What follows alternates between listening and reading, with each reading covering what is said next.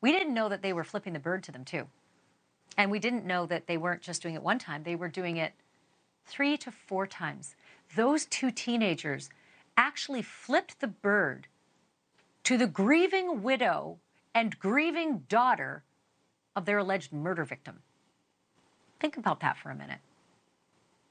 You know, just to throw a little more salt on all of this, the lawyer for Jesus Ayala was chuckling along with him in court too, right before the hearing got underway. So maybe that's why they thought it was okay. The bird flipping, I can't explain that at all. But I do want you to see what the reaction of Jesus Ayala was in the back of the cruiser once he'd been cuffed and arrested and told what was going on. Take a look at this. You think this juvenile gonna do something? I'll be out in like 30 days. What?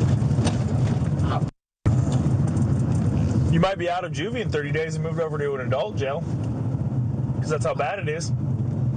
It's just a hit and run, slap on the wrist. Just an effing hit and run, slap on the wrist. No, he actually is in adult court, charged as adults. When they had this hearing and flipped the bird to the grieving widow and the grieving daughter of Andy Probst, this is how Crystal and Taylor responded to what they saw. Take a look. You know, at first walking in, like with the first half of it, I was relaxed. I was like, okay, we can just get this done, get this over with.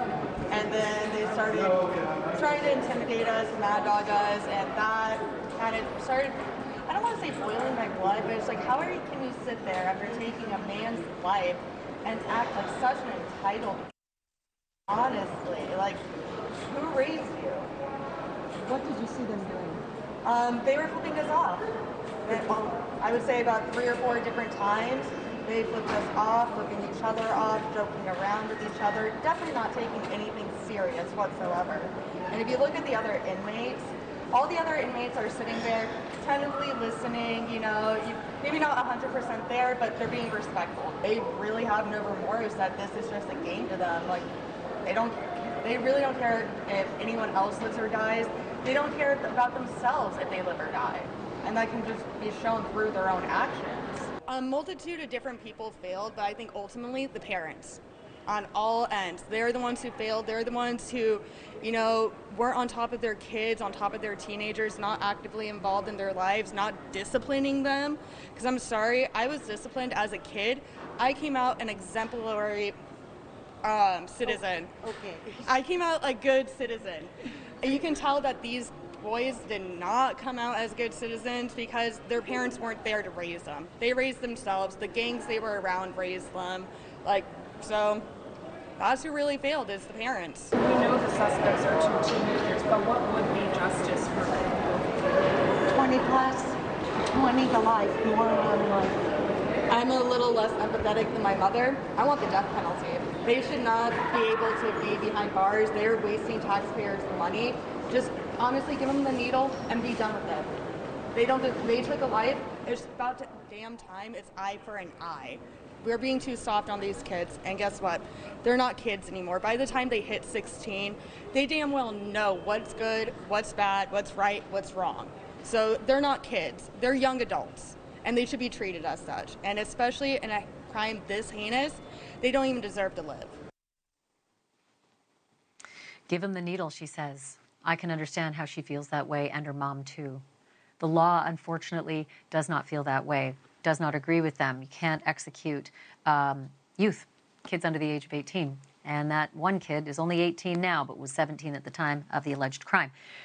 But when she said parental responsibility matters, that's where Dave Aronberg comes in. He's the state attorney for Palm Beach County in Florida. Dave, this happened on a school night.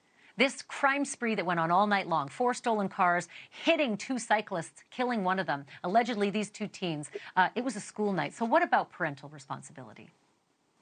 Ashleigh, this is heartbreaking. And yes, there should be parental responsibility, but this is not like the Crumbly case where they handed the kid a loaded gun. They knew that he was bonkers. This is a case where you have 2 kids, unsupervised, raised poorly, who committed the most heinous of acts and had no remorse for it. Under the law, the parents are not going to be held responsible criminally, even though a lot of us think probably they should. Yeah, real quickly, just 20 seconds left.